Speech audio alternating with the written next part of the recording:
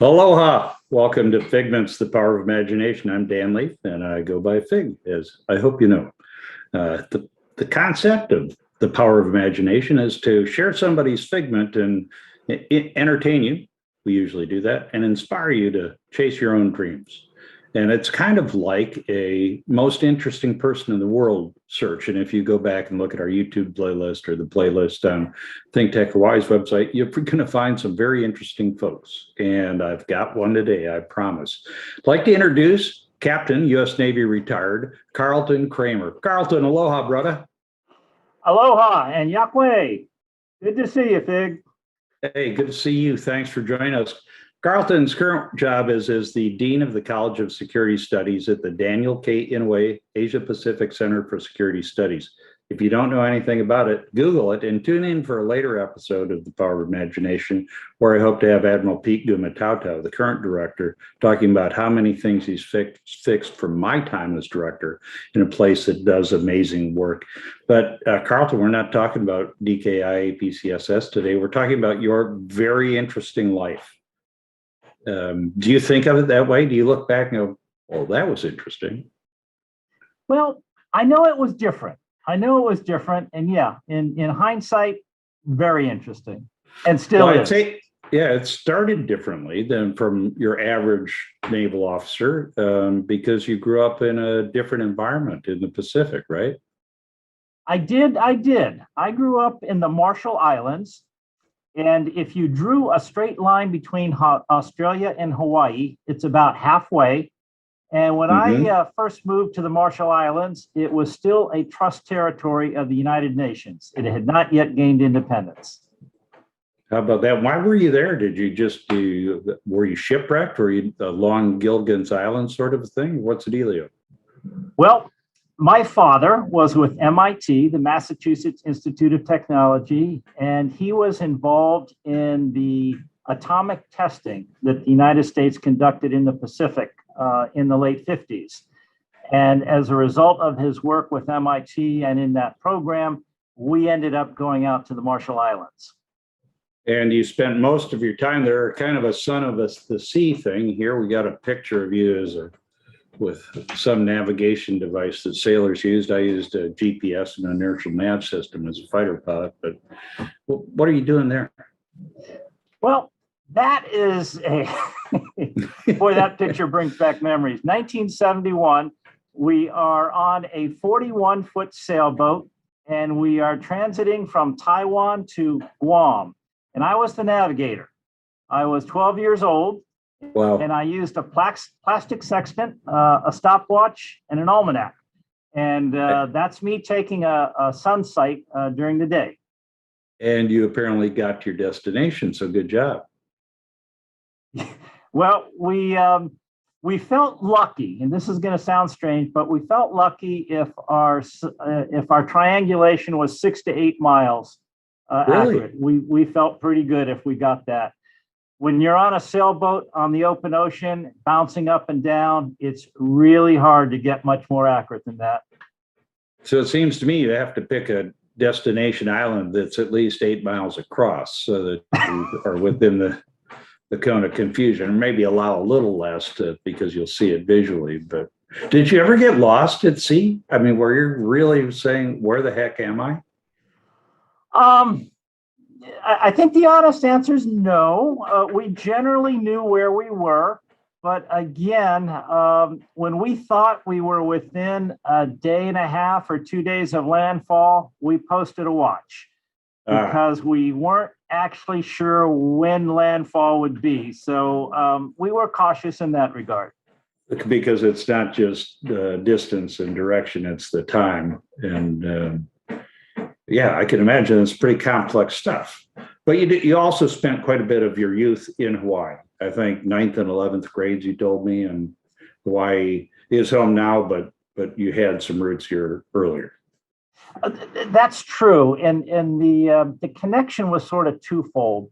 When I was living in the Marshall Islands, whenever we got off our island, we came to Hawaii. We came to Oahu. And so I was in and out of Hawaii in the early 60s for a long time, sort of as a tourist. And then a little bit later on, I did go to school here. You're right. It was ninth grade and 11th grade. And I almost graduated from high school. Not quite, but I almost made it. And then a little How's that later on work? in life, I came back and worked for a bit in Hawaii as well.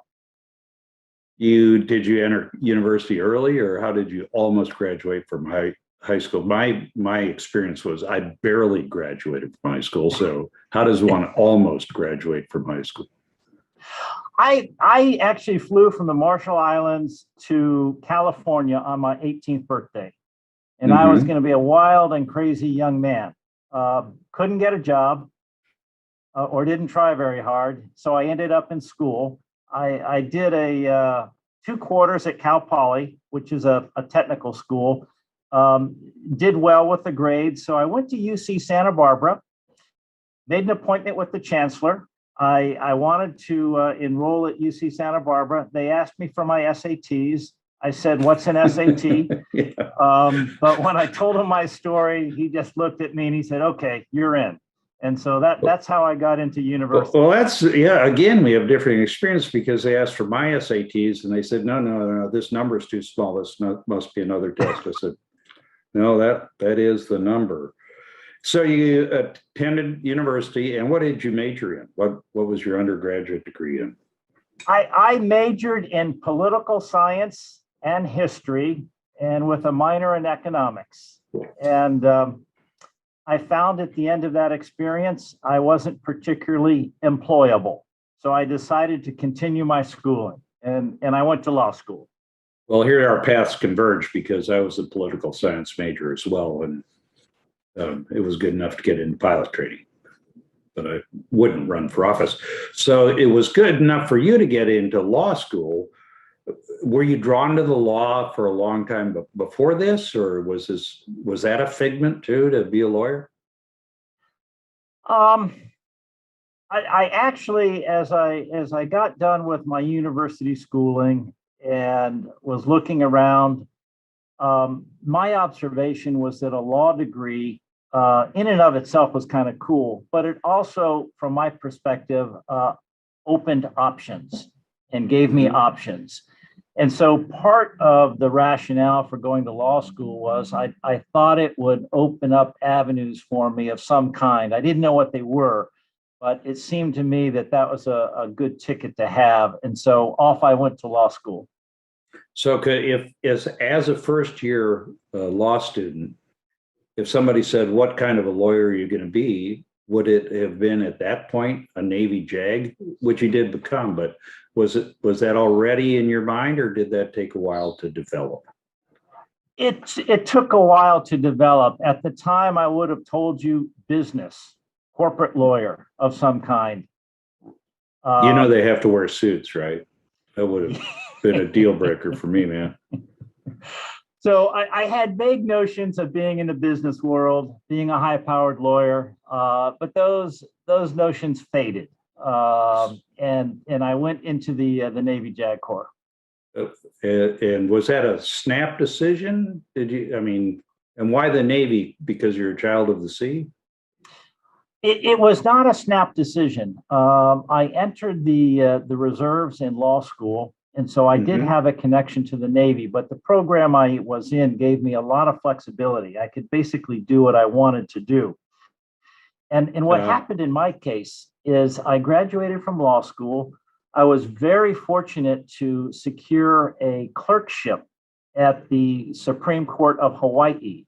And so that brought me back to Hawaii for a year, writing law and researching for, at the time, Justice Nakamura. It was a phenomenal experience. It sounds incredible for a young intern. Wow. It was, but I have to admit, I was a little bit antsy after a year of writing and researching. And basically, I went active with my Navy connection. I was in the reserves, and I decided. So you were in the reserves doing part-time Navy stuff, and then you transitioned to full-time active duty Navy JAG before they were glamorized in movies and on TV. So that had to be a big step to go full time, and you're expecting exciting stuff. But I know from my experience in the Air Force with some of the great attorneys who work for me that you kind of go through a probation period, not really, but where you do relatively mundane stuff, prosecution, defense. Did you do all those kind of bones making jobs as a new Navy JAG? The short answer is yes. You know your JAG Corps. You go in, you're a litigator, and you're a litigator on both sides. You do it for the prosecution, you do it for the defense. You spend time working with sailors on what I would call broadly family law issues, taking care of our doing wills, our helping servicemen. with divorce advice, all the stuff. And those, for our civilian viewers, the UCMJ is really a very robust legal construct, and it's not the same as civil law, but the protections are pretty good. And a defense attorney, a JAG, or in any of the services, really is obligated to provide the best defense possible, free of command influence. And I think by and large they do. Would you agree? I would, absolutely. But after you do your initial years in the courtroom and working for the service members, you then branch out into what we call the staff judge advocate world. And this is where you're advising commanders. In my case, it was shore duty first, followed by sea duty. And that opens up a whole new world of what we might call operational law. Okay, we'll get to that in a second. This is, we just showed a picture of young Carlton Kramer looking very sharp, mister. And working with troops, we got another picture of a sailor who's asked you to administer the oath of office on his enlistment. And there is a close connection between our JAGs and the troops in those early jobs, right? There absolutely is. And, I think the average bear probably doesn't want an encounter with a lawyer. But I'll tell you, the Navy JAGs, in terms of what they do, taking care of the men and women in the Navy, they do a lot. And it's very rewarding. And I think it helps quite a bit. And so you did all that, and now you get to what we've called operational law. And in that case, you're really the attorney for commanders who are making operational decisions. And you did that in surface units aboard ship, and then ashore with aviation units, I think, right? That is right. In my case, I did my homework. In my case, I was advising a commander of a large installation. And after that tour, I then was assigned to an aircraft carrier. And I was the lawyer for the commanding officer of an aircraft carrier, in my case, USS Saratoga. And then after the aircraft carrier, moved on to different operational jobs as well.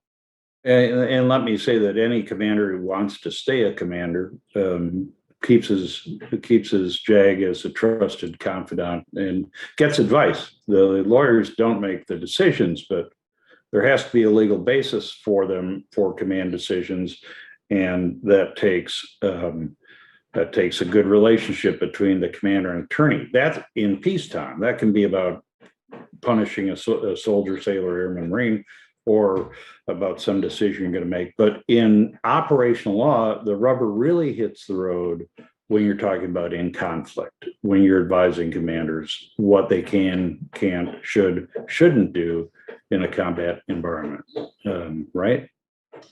Yeah, absolutely. The stakes are different and in some respects higher when you get into the conflict or the kinetic environment.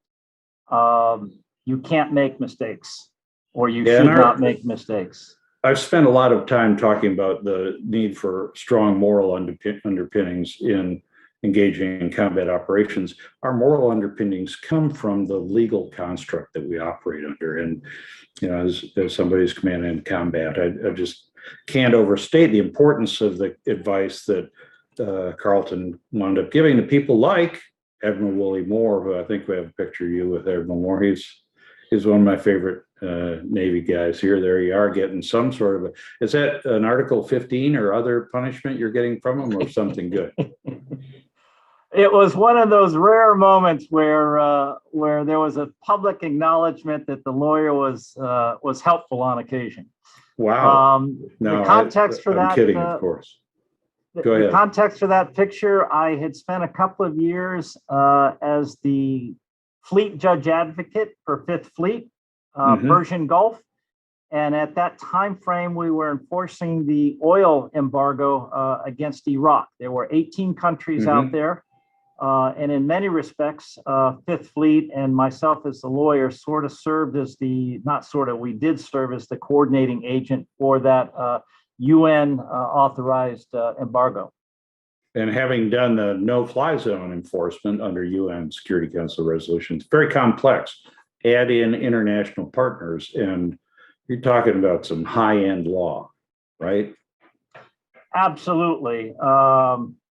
I was able to participate on Southern Watch, and it was hard. It was very hard because the bottom line is we were essentially engaged in combat, although we didn't call it that. But there was a lot of steel on target, and everything had to be very carefully done and properly done. Yeah, and it does. And I'm going to take a quick break here, Carlton. Well, you catch your breath, and I plug my next Figments on Reality on the 27th.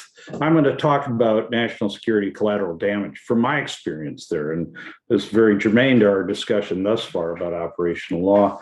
It turns out that the drone strike touted to have taken out the perpetrators of the attacks that sadly killed 13 Americans and scores of Afghans was a misplaced hit and killed a family of 10 civilians in Afghanistan. So far, we've gotten what I'd term a tepid apology out of the military leaders. And I'm going to contrast it with an approach I took in an equally tragic collateral damage, where I was the commander of the forces that dropped bombs that, as it turned out, killed civilians. We've got to do better. We need a full accounting, and we owe that to not just the American public, but the world public. So please tune in, Figments on Reality, next week, Monday, 10 a.m. Hawaii Standard Time. Okay, so now you get into the special ops world, Carlton. And folks, this is what you've been waiting for. This is where we acknowledge that Carlton Kramer has repeatedly verified the existence of gravity. And the reason you did that, you've done now surface units, an aircraft carrier, a surface, but command with aviation and maritime responsibilities.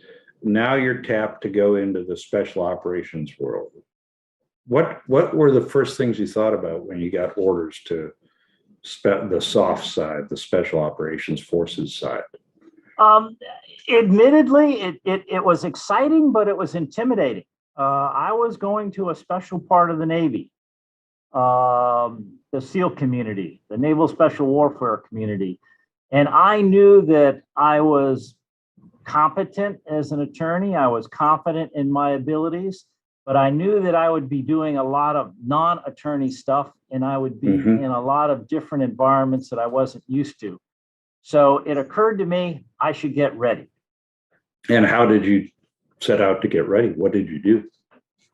Well, I had always been working out and running, and I increased that back at that point in my life. Hey, you were into martial arts when you're young. I didn't show the picture. We can show it now, right? So, you can hang around with these dudes. This is karate. Very nice. Very nice. But I mean, so you had some of the ingredients already. Some of the ingredients. So what I did is I thought to myself, what would be helpful? And it occurred to me that I should know how to rappel out of a helicopter.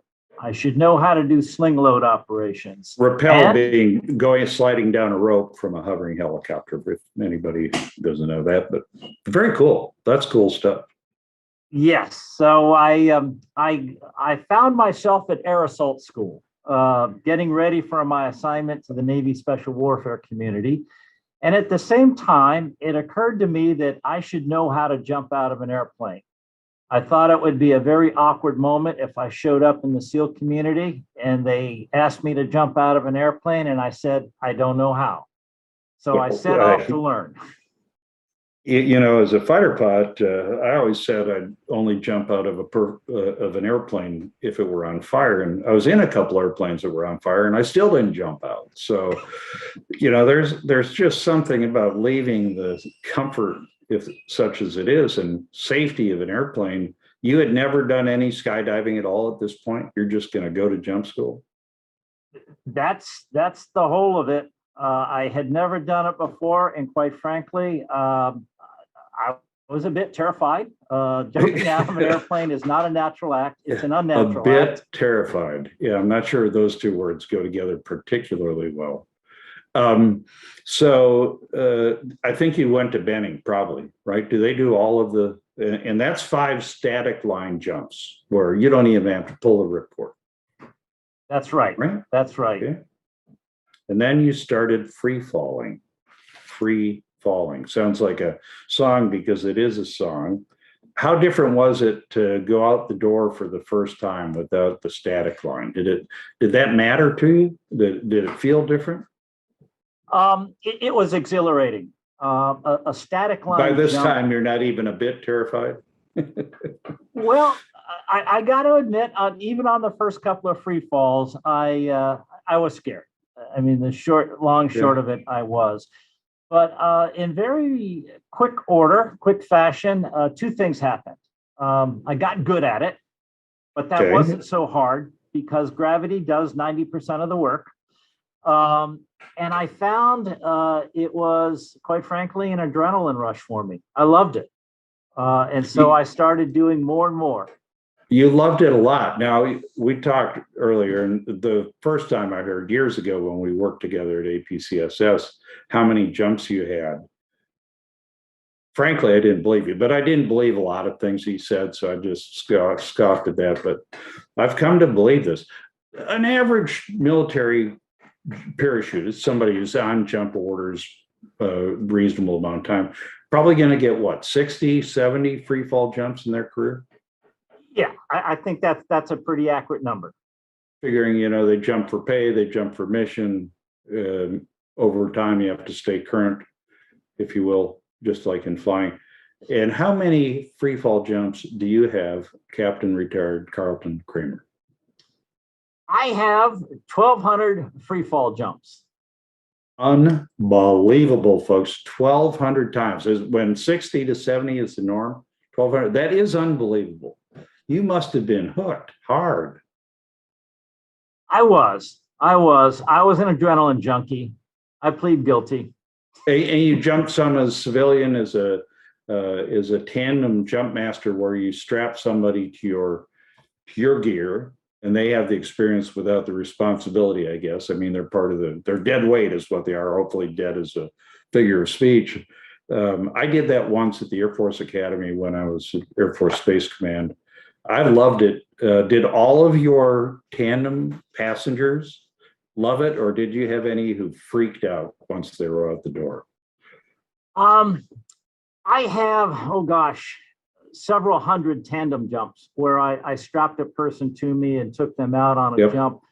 I think there's only one person who didn't enjoy it, and that was on a landing. That person broke their ankle. But I think the other several hundred just loved it. Some people get seasick on a free fall jump. Isn't that's probably all the detail we need? Yes, sir. I couldn't stop laughing. My experience was it was so cool. I couldn't stop laughing, and someday I thought I might do it again. But it isn't all fun and games. So in your jump career, you've had 4 real close calls. Actually 3, sir. I've had 3. Okay, 3. Statistically, what happens when you're jumping, and I jump these rectangular shaped parachutes. They're called ram air parachutes. On average, every 350 jumps or so, you're going to have a malfunction, even if you do everything right. And so over the course of my jumping career, I had 3 instances where things went horribly wrong. Please share. Please share. The audience, I can tell, I feel it through the internet, is dying to know about these 3 yikes moments. Okay, from least exciting to most terrifying. The first malfunction occurred. I was actually carrying a passenger, and we were in free fall. We deployed our main parachute, and we had a malfunction. And I determined I had to cut away the main parachute and go back into free fall, pick up some speed, and then deploy the reserve. And I was able to do that. And the good news is the passenger never knew, just never knew what happened. But that was a difficult situation because we were a little bit low and moving a little bit fast. And you've got to pick up airspeed to make sure the reserve deploys properly. I assume. I'm thinking through this. That's exactly right. You want a little bit of velocity there, so your reserve will inflate quickly. Okay, yikes number 2. What was that? Yikes number 2 was a big mistake on my part. I had a nice free fall, a wonderful jump. I was having so much fun that I lost track of altitude. And I was really quite low, and basically ended up deploying my parachute and landing comfortably, but it was a matter of seconds where it would have been a different story. Wow. Number 3 must be something then, if that's number 3. That takes the brass ring, if you will. Okay. I actually jumped out of a military aircraft, and to provide some perspective, when we do free fall, we want to be at several thousand feet when we start the free fall at a minimum. We went out at 950 feet, a little under 1,000 feet. On purpose, though, just as something you might do in a surprise insertion, right? We did it on purpose. We made the assessment that we could do it. And the key was, when you came off the ramp of the aircraft, you needed a perfect exit and a perfect main parachute in order to successfully parachute at that low of an altitude. And I came off the ramp and had the worst malfunction of my life. I had what's called a ball of trash above me. Oh, man. I cut it away, deployed the reserve, and as my reserve popped open, I impacted the ground. Hard. So after all this, it's so hard that you shattered one of your legs, right? And this was the one, I think. Actually, sir, that was another incident. Okay, so 4. You're right. So we don't have time to go into the 4th one where you broke the ever-living daylights out of your legs. But clearly, at some point, you quit jumping because of all these mishaps. I did. Well, not exactly. I jumped for a couple of decades. I loved it, but I ended up making a decision between kids and parachuting. Yeah, here, have a dad. Here's your kids. They're wonderful kids. They're just characters, wonderful characters to be around. Would you ever jump again, or is that in your past? I think I would. Maybe when the kids are all grown up, and they're no longer kids, I may take another look at it.